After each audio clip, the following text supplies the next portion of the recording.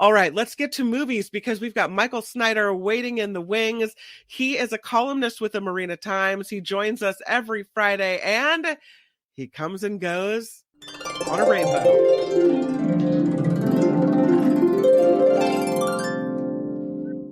Everybody, hi. Hi, it's listen, I'm always happy to be with the co-leader of Clan McCallister and obviously Alberto Magnifico. Mark is, of course, toiling away, or he's just a chicken. He's afraid to face me because that's right. I've eaten a pork chop in my day. I have, and I know he's very upset about that, but we got to do what we got to do. What? If I seem a little off, Kim, I've been arguing with my car's chat GPT all morning. Is that why? Yeah. Oh, yeah, it's been a problem. Plus, 20 minutes today getting fertility tips from Al Pacino. I just, I'm doing what I can, Hey, if you're looking to be an older dad, he's the one to talk to, right? Apparently. You want to get to some movie reviews, don't you? Let's do it, because the first one I think is Elemental, and this is one that I'll be watching with my kids. Well, let's kick it off, and I'll be straight up with you. I'm a big fan of Pixar's movies. Elemental is the umpteenth Pixar animated feature, and it's here. And it's a disappointment in comparison to the studio's premier films, such as The Incredibles, Toy Story, Inside Out, and the recent Oscar winner Soul. One of the issues is that Elemental is about too many things, even though a problematic romance is set up as central to the story. So the hook here is that our heroine and hero live in a world comprised of people who are either made of water, fire, earth, or air. Ember is a girl of the fire people, and Wade is a boy of the water people. Okay. Ember's family has moved to Element City, or whatever they called the place, from their island home, which I assume is Fire Island, not to be confused with the one in New York. But now they appear to be living in an urban fire people ghetto. So Wade is a well-off water inspector who meets Ember when checking out the flow of steam at her father's grocery store/cafe. The setup is clunky, but the movie requires what we call in the business a meet cute. So complications ensue, of course, since the path to true love, blah, blah, blah, Anyway, Elemental is well-meaning, heart in the right place stuff that must have seemed exciting in conception, but for all its ambition and humanity, and remember that its human stand-ins are sectors of a society comprised of the four element groups, the world building here is haphazard. There's a late comedian, George Miller, friend of David Letterman, who used to say, if you buy the premise, you buy the bit. And it's so hard to buy the premise here because of the lack of a clear-cut setup in my book. And we don't really know enough about the earth and cloud people, let alone the water and fire folk. And one must assume that each elemental ethnicity is meant to represent something. So who colonized the city? Are the fire people the only ostracized part of the society? As earnest as Elemental is in its commentary on immigration, and such, it's kind of heavy-handed, and even with some sly, typically clever Pixar gags, mostly of the visual variety, this doesn't seem to know what its central theme is. Is it about immigrant striving, racial and ethnic prejudice, bureaucratic entanglement, which becomes an issue, or is it star-crossed romance? And for instance, Ember's father keeps changing his perspective on his devoted daughter, who is tapped to take over the family business. And, clearly there's a kind of a Montague Capulet thing going on here, a fire person and a water person falling in forbidden or, chemically problematic love. It's so in your face that the grace of Pixar's best work makes Elemental seem kind of like a hyperkinetic throwaway. If it's meant as primarily a romantic comedy about opposites attracting, it isn't rom or com enough to sell the whole enterprise.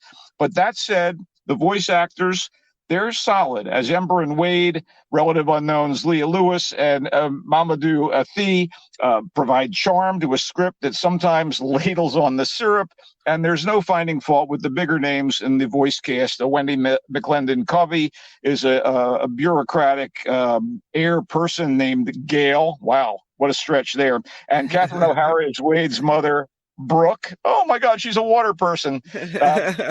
On the eye candy front, the animation is, as usual, top shelf, and the environments are dazzling and almost too dazzling, but the character designs are kind of uneven, as are the characterizations of each sector of elemental society. Well, it isn't bad. I think you and the family are going to enjoy watching it, and it's certainly dwarfed by the greatness of 2020's Soul, which was just a couple of Pixars ago. I mean, it's sad that Soul was only on Disney's streaming and Elemental is getting the big screen treatment, because going by quality, it should have been the other way around. As it played out, I just didn't care about the fate of Ember and Wade. They might have how about a movie about the romance between Reddy Kilowatt and Elsie the Borden cow? I mean, by the way, there's a recurring torrent of tears thing from the over-emotional water people. It's supposed to be a riot. I was kind of hoping that the riot police of Element City would put a stop to it. Elemental in theaters, maybe better when it eventually reaches Disney Plus. Oh, well, yeah. I'm kind of disappointed because I have to watch it anyway. So there it is. Oh, it's not bad, Kim. Yeah. It's just not up to what they've done in the past. Yeah. And, the past is always going to be in your face when it comes to stuff like comic book movies. And that's the case with The Flash. And in the case of The Flash, we're talking about years and years of comic books featuring the character. He is one of the most venerable superheroes in the history of comic books. Back in the early 40s, Superman came to the fore, and there were all these mystery men created by comic book companies because America needed kind of a sense of power and strength in the face of World War II. And, it was kind of wish fulfillment that superheroes could probably fight for good against the forces of evil. The Flash was one of those superheroes they created. Everybody had to have their own power, I guess. And the Flash's power was he can run really fast. And there have been other speedsters in the comics, Johnny Quicksilver, one called the Wizard. I don't even want to touch that name. No. But DC's The Flash was the first, introduced back in the 40s as a collegiate type named Jay Garrick, who got his speed by inhaling hard water fumes. Is there science involved there? Really? I don't know. Okay. Anyway, he was retooled in the late 50s as police forensic scientist Barry Allen, who was struck by lightning in a random bottle of chemicals, and thus given super speed. He was joined by a protege named Wally West, a.k.a. Kid Flash, who now shares the mantle of the Flash in DC Comics with Barry. I mean, there have been so many members of the Flash family over time, you can kind of confuse them. But the character of Barry Allen has also spawned TV shows and lately been brought to life on the big screen as a member of DC's Justice League, where he happens to be mentored by Ben Affleck's Batman and is basically a radically different guy from the comic book Barry Allen or even the recent version on the CW show The Flash. For one thing, the movie Flash is played by the overgrown problem child Ezra Miller. And instead of Barry being a mature, straight-shooting, regular guy type, as he is in the comics, Miller's Barry is a young, scattered, socially awkward goofball, more like a mix of Peter, Spider-Man, Parker, and Kid Flash. And based on the Flashpoint storyline from the comics, this movie essentially is built around a plot point that is also a longtime element of comic book Barry's character. When Barry was a boy, his father was wrongly accused of killing his mother and subsequently imprisoned. So since Barry can run so fast that he can actually break the time barrier, that's fast, he decides to go back to right before his mom's death and stop it from happening, saving her and saving his father from a jail sentence. But in Back to the Future butterfly effect fashion, this changes the timeline and leads to a world that's vulnerable to an invasion by the rogue Kryptonian Zod and to a Gotham City with a retired Batman who is not played by Affleck, but is instead Michael Keaton in the role of Bruce Wayne, as in the Tim Burton Batman movies. And that's kind of a treat. Keaton's revisited Bruce Wayne is retired and haggard, but Barry and the even more immature Barry Allen of this broken timeline, which is Miller playing opposite himself. So Kim, if you don't like Ezra Miller, this is a double dose. Anyway, they have to convince this Bruce Wayne to oppose Zod and save Earth, but they can only do this with the help of another Kryptonian, a girl who has come to our planet and was captured by the Russians. So the third act of this thing is it's computer-generated madness. It's a free-for-all that devolves even further into a fan service carnival of cameos and Easter eggs. The script and Miller provide some funny moments, orchestrated by director Andy Muschietti, who's probably best known for the recent remake of Stephen King's It. But screenwriter Christina Hodson's everything but the cosmic treadmill approach becomes problematic, prohibitively cluttered and convoluted, and there are more than a few gaping plot holes, especially one regarding the death of Barry's mom. Still, Keaton ends up being this blast of snarky energy.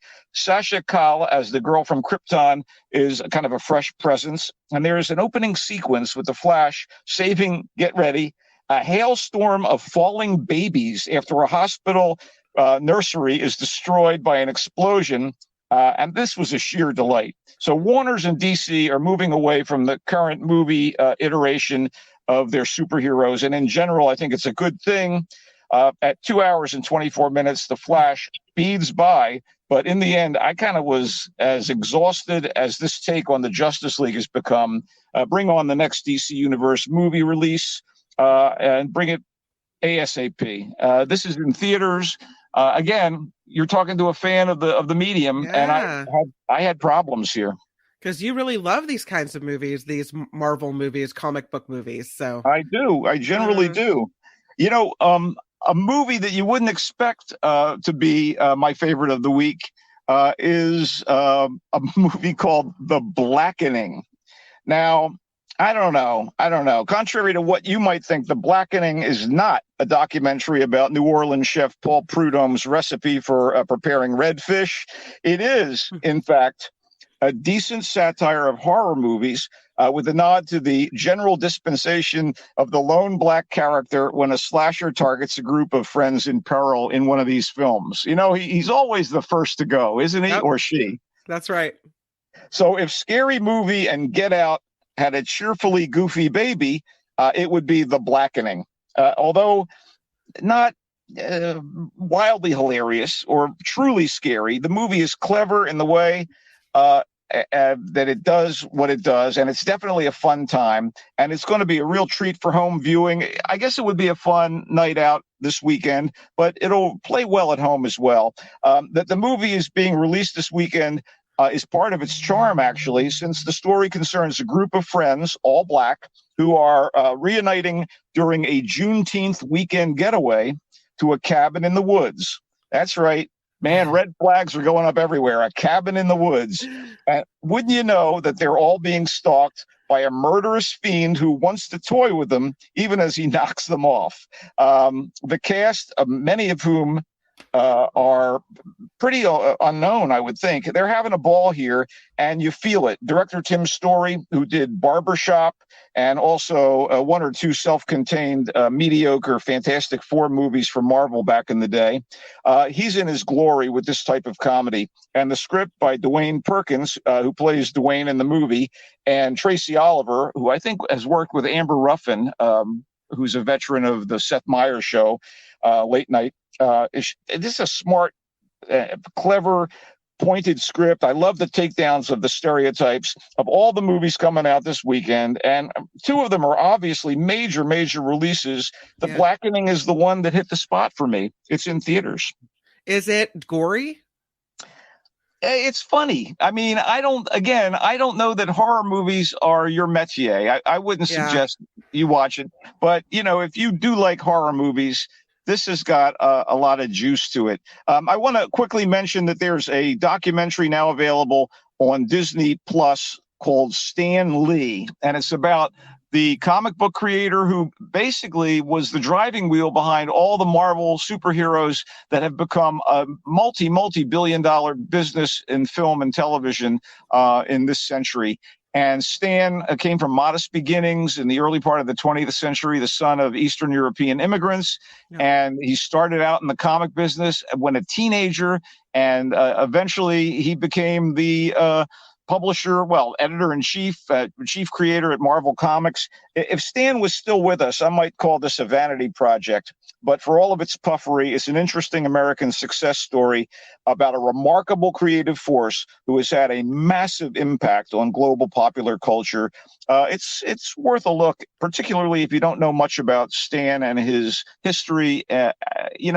He was also a valiant fighter for human rights, equality. He was anti-prejudice, anti-bigotry, all his career as a writer, a good man, and wow, a significant is too light a word to describe Stan Lee. Can we quickly squeeze in the worst ones? The worst what? The worst ones, the movie? You know what? I would actually like to briefly mention a show I've been watching on television, on Netflix for the past couple of weeks, and I am intoxicated by. Can we do that? Yeah. All right. I really want to mention it because it's so good.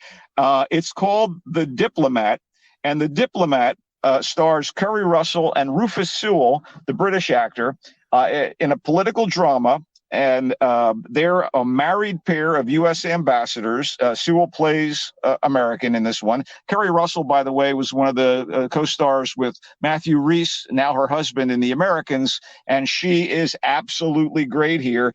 She is assigned to become the ambassador to England during a crisis in the Gulf, and everything kind of goes haywire. He's also the Rufus Sewell character. Her husband is an old hand, well loved at the top of the administration.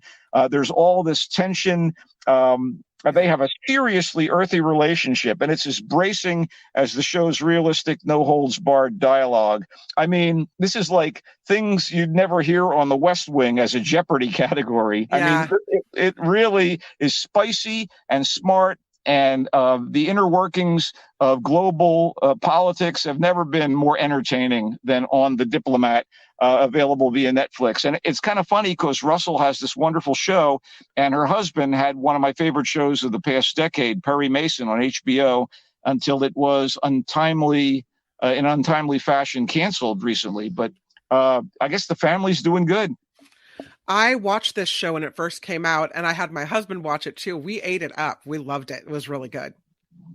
I'm glad you're enjoying it. I just watched episode 1 of series 2 of Star Trek Strange New Worlds with Anson Mount, Rebecca Romaine, and Ethan Peck as Christopher Pike, number 1, and the young Spock. And yeah, the quality has maintained. It's a hell of a great show. I think Trek fans are going to be delighted to have it back. It's available on Paramount Plus. So a quick recap. You saw Elemental. You said it just really wasn't up to Pixar standards. Regarding The Flash, you said it's got some funny moments, but the script is cluttered and convoluted with some plot holes, and you weren't super impressed.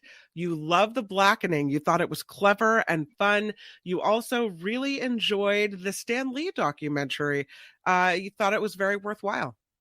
For those who don't know about Stan, for those of us who are familiar with him, it's familiar territory, but it's a little primer or primer, however you pronounce that. Is that a ding word, by the way? Primer? I think primer? It is. We'll ding you for that. Yeah, primer. Okay, great. Yes. So Giants are down in what I like to call Chavez Latrine this weekend, taking on the Dodger Dogs, and not to be confused with the hot dogs sold at Dodger Stadium. I am saying from my heart, go Giants. Awesome. Michael Snyder, always a pleasure to have you on the show. Thank you for watching all those movies and letting us know before we watch them. We thank you so much. Michael Snyder, he comes and goes on a rainbow. Have a great weekend, everybody.